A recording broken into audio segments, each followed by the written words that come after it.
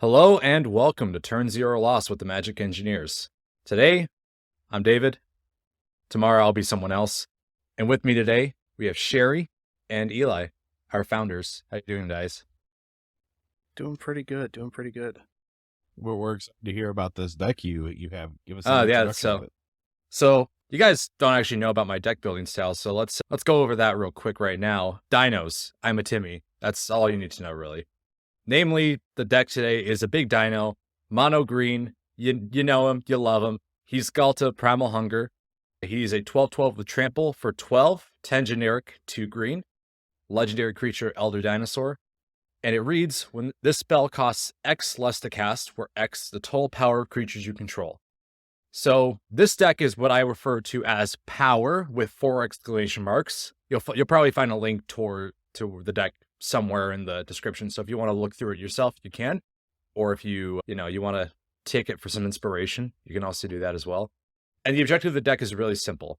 You play cards with big power stats that are of low mana cost as possible, get Ghalta out, and have him do 12 damage to an opponent's face. So that's kind of the basis of it. It's a very simple plan overall, but I find that, it's just the Timmy in me just loves this deck because it's just so blatantly simple and over the top. So there are a few pet cards in here that I want to go over that are of pretty significant importance. So first of all is, getting your big power creatures. You want as many of these as possible. And there's like 3 in particular I want to single out. The first one is Lupine Prototype. It is a 2 mana artifact creature wolf construct, 5/5, can't attack or block unless the player has no cards in hand.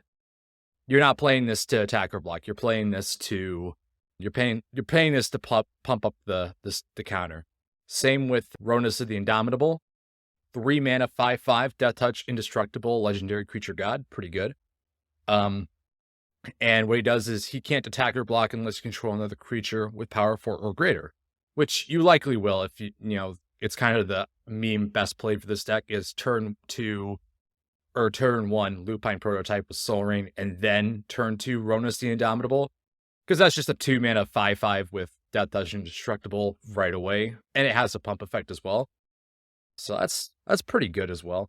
You also have stuff like Steel Leaf Champion, Renata Called to the Hunt, and Gigantosaurus, a 5 green mana 10/10, which is always hilarious. I love seeing that card. But yeah, that's kind of like the baseline strategy for the deck, is playing your big power and getting them all on the field, and then getting Ghalta out as soon as possible. Getting a 12/12 dino out on, say, turn 3 or 4 is generally a very good thing to have in a game of Commander, especially. So I noticed that you have a very high curve on this deck. How do you maintain? How do you get this to be played on curve? Well, first of all, you run mono green. Mono green is like, because the mana base you have to build around that is very simple already. But in addition, we also run a fairly robust ramp package. Your standard, your Mana Dork Elves, your Elvish Mystics, Fin Horns, your Llanowar. You got, old reliable Sakura Tribe Elder for ramp. And of course, there's plenty of ramp spells in here as well, like Nature's Lore, 3 Visits, Cultivate, Sky Shroud Claim. The ramp package for this particular deck is very simple, but it's very robust, and you can reliably get any of these cards very safely. Plus you have Soul Ring. That helps a lot. Sure. I noticed the notable exclusion of you excluded Rampant Growth. Any particular reason? No, there was not a particular reason. I just didn't think to put it in the deck. I think it's just the fact that he probably has better versions of it than Nature's Lore, 3 Visits, Cultivate even. It's about the same thing as Rapid Growth, so yeah, I don't think you really need it. The Niece's Pilgrimage is an interesting include. Not a typical include in most of these decks, but I see why you actually put it in there with two basic forests. So yeah, makes sense. Again, your objective when it comes to your ramp package is generally you're going to want to hit your lands on turn, or ideally get more of them out. If you can, great, but honestly, I think this deck is generally, it's robust enough to where if you have to play things on curve, you don't feel too bad because the stat gains you get on them are so extreme that it doesn't really matter. So there's that. Now we're going to go over my draw package. And drawing in this deck is very, very important because if you run out of cards in this deck, you are dead. Flat out. You will die very quickly.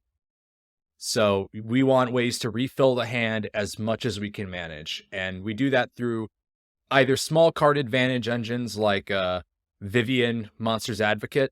She's a planeswalker in this deck that not only can let us look through the top card of the library and cast creatures, but she can also find us other creatures that go onto the field for free once we play a creature. And generally, again, the creatures in this deck are very, very big.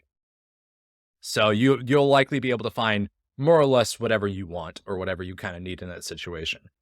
But other major card drawing engines include like incremental draw engines like Garruk's Uprising and Elemental Bond. Those are two very, very common ones in this particular deck, and they go for quite a bit. As well, you got your classic Soul of the Harvest, your Primordial Sage as well, where anytime a creature hits the field, you draw a card. That's the kind of incremental, but there's also a lot of burst draw as well. And there's one card I particularly want to single out for this, and that is Greater Good. Greater Good, in my honest opinion, is either the best or the second best card in this entire deck, hands down. So if you're not familiar with it, it's a 2 generic, 2 green enchantment.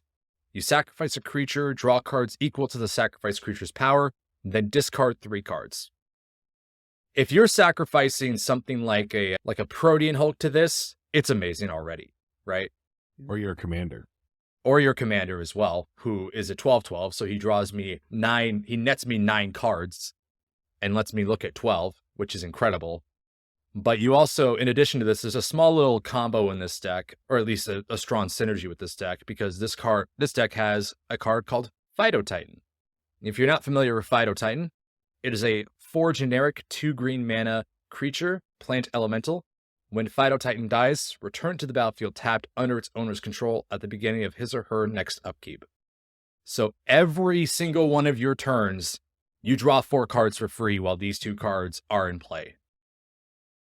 And that is a very strong engine. Not unbeatable, but very strong. It's very difficult to beat. And what can also really help it too is when somebody, like, for example, myself, doubles the power of one of your creatures, and then you sacrifice it to draw 21 cards. Yeah, it's pretty great. I appreciated that. It was an awesome thing to see. Phytotitan is a notably hard card to deal with. You have to exile it to really deal with it effectively. Yeah, you do. So that's kind of like the basic draw packages generally run, either you get incremental draw with your pre-existing enchantments, or you burst draw with Greater Return of the Wild Speaker is also great burst draw as well. And you also, there might be one more. Oh, Rishkar's Expertise as well is also a particular standout in this category because it also gets you another thing onto the field, which is pretty amazing. And Return of the Wild Speaker, that's another notable highlight in this deck. Yes. All right, so now that we've gotten that out of the way, the next category that I would like to discuss is how does this deck win?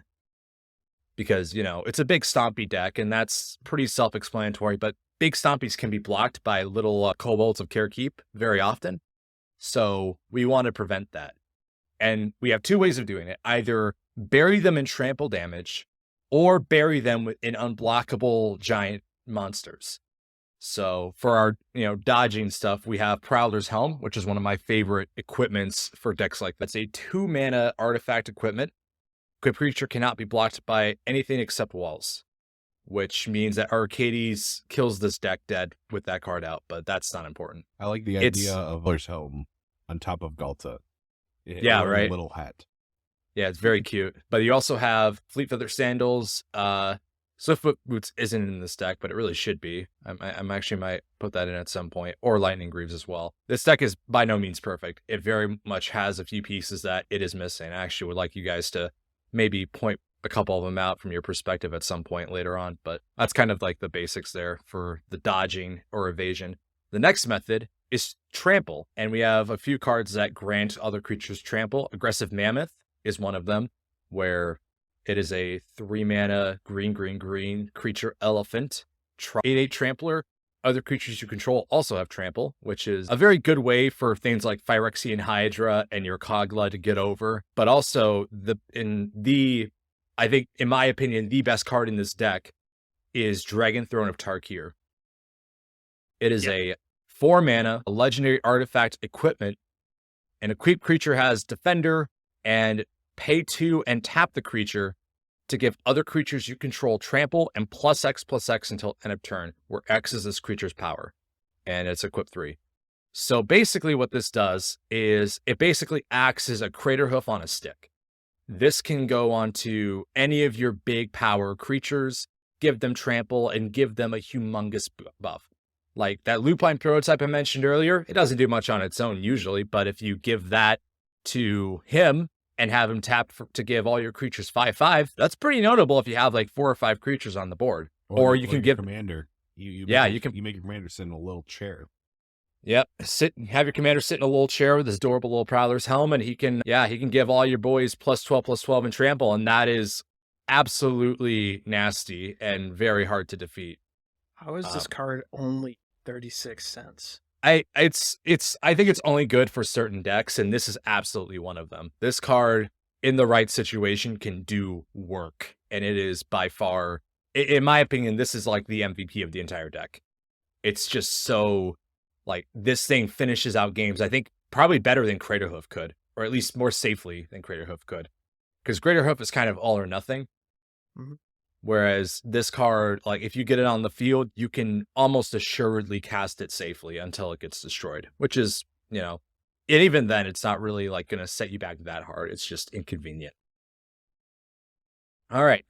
Now, I'm going to talk about the tutor package in this deck. And there are a few tutors in this deck. Not because that's normally not how I like to play. I rather play through card draw, but that's kind of how I work. So, old favorite of mine, Protein Hulk.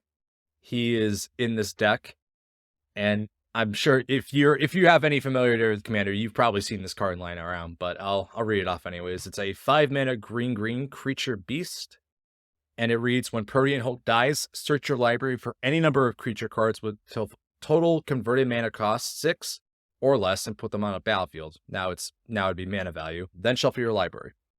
So when Protean Hulk gets sacrificed to greater good, you can not only draw 4 or net like 3 cards with it, but you can also put out something like, say, Gigantosaurus, or Nessian Boar, or Phyrexian Hydra, or Aggressive Mammoth, or Bane of Progress, or Kogla, or anything you kind of need in that situation. Like, it just puts it out immediately. Protean Hulk is a commander favorite for a good reason. This card is awesome, and we love it. We also got, it's still Vivian, Monsters Advocate. Like I mentioned earlier, she's another fetch / put on the field immediately kind tutor. A bit pricey for it, but I think it works for this deck because, again, we want to cast a lot of creature spells, and a lot of big ones at that, so we can really get maximum value and squeeze it out. We also have Natural Order in this deck as well, which is very, very strong in the right circumstance. Like, you basically, you pay 2 mana, pay green as a sorcery speed, and add as additional costs to cast Natural Order, sacrifice a green creature, search your library for a green creature card, put it onto the battlefield, then shuffle your library. So you can basically turn your Findhorn Elves or your Sakura Tribe Elder, and you can turn that into a World Spine Worm. Crazy. Which is a hilarious thing to do on turn 4. We also, I believe there is, we have Summoner's Pact in here as well, which is a 0 mana instant that searches your library for a green creature card, reveals it, puts it into your hand, then shuffles your library. And at the beginning of your next upkeep, pay 2 green. If you don't, you lose the game. So make sure you pay it. And if you don't, that's, it'll be funny. It'll be funny. I'll laugh. You could get a turn 0 loss with this. Yeah, turn 0 loss. Hey, he said it. Yeah, I said the name of the thing. All right.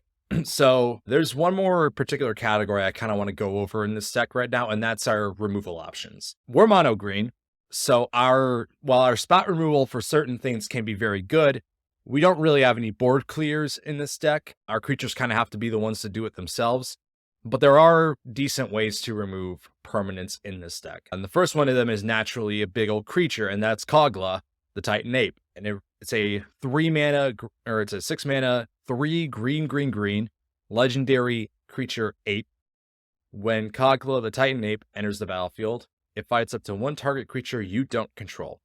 And whenever Kogla attacks, destroy target artifact or enchantment defending player controls, and you can pay to return a human you control to its owner's hand. Kogla gains indestructible until end of turn, but that's not particularly relevant in this deck. It's really there for the fight ability.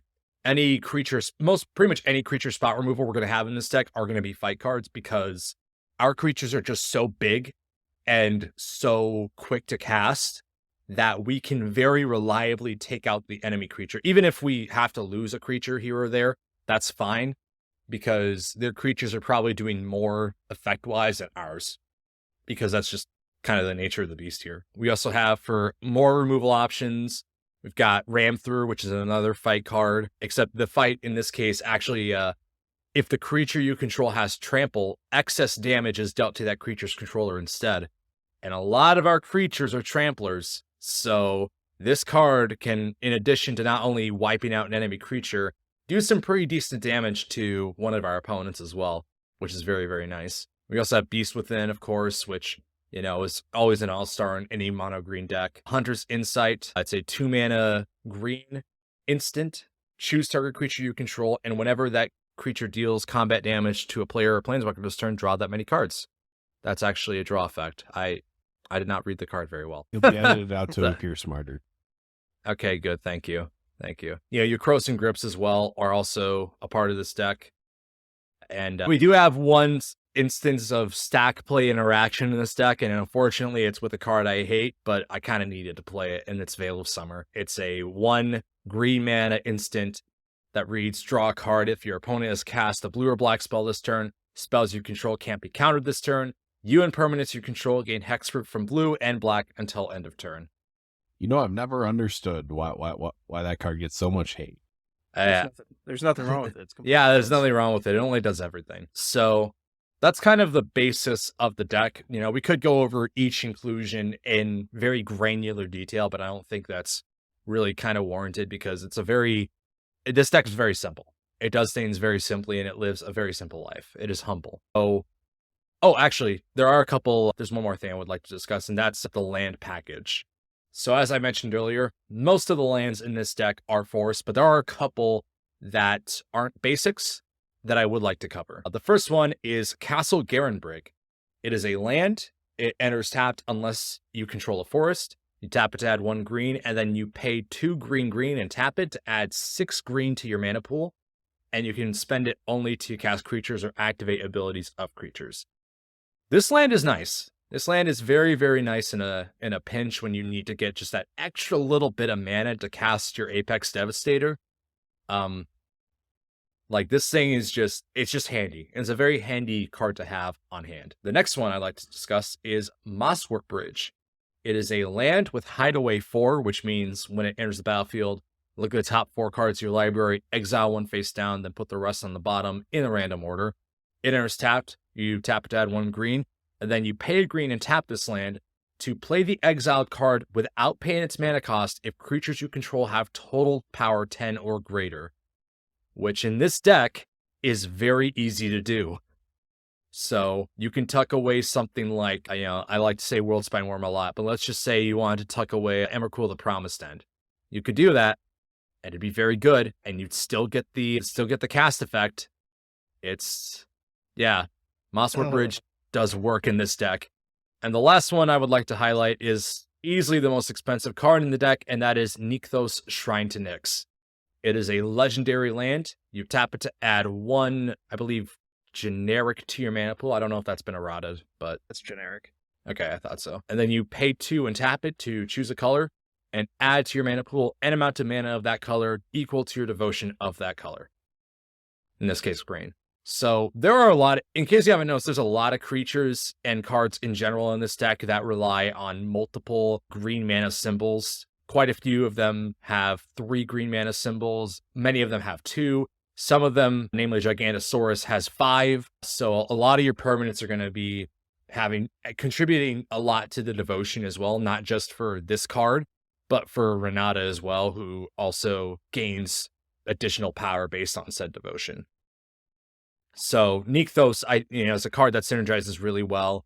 It can, I've made absurd amounts of mana with this card using this deck. I've made up towards like 12 to 13 mana of green just using Nykthos, because you have so many of your enchantments and things out that it just becomes, it just spirals into absolute degeneracy. So yeah, that's kind of the overview of the deck. Are there any comments, questions, concerns, suggestions, so on and so forth? So I do have a few suggestions of what you could potentially add. Some of these are actually pretty minimal on money investment. So in terms of some additional equipment, you could get Trailblazer's Boots, which gives your creature non-basic land walk. And considering most people run non-basics, it's a good overall include. Could add this to your mana base as well. Blighted Woodland and Myriad Landscape, 2 minimal like 25-cent cards, help you ramp out a little bit quicker. Another ramp card, Nyx Lotus, could be really good because you have a lot of devotion in this deck. If you're looking for another really big dumb creature, Lair of the Hydra could actually function as a land and for your big power game, because it can turn into a giant creature. Right. And then if you want to go in the more damage dealing route, you can do Polyraptor and just create a bunch of Polyraptors. Do you have any recommendations, Eli? I think you covered everything I was going to discuss, so we're good. David, would you like to head us out? Sure. So that's the brief high-level overview of the power deck featuring Ghalta, Primal Hunger. Again, if you want to look through this list yourself in more detail and modify it as you please, the link will be in the description. So go ahead and click on that and see what you got going on. But yeah, thanks for watching this little brief installment here. We'll have more deck techs coming up at some point in the near future. So, hit the subscribe button, throw a like, leave a comment, tell your friends, tell your wives, tell your husbands, tell whoever you want. And we hope to see you next time. Thank you.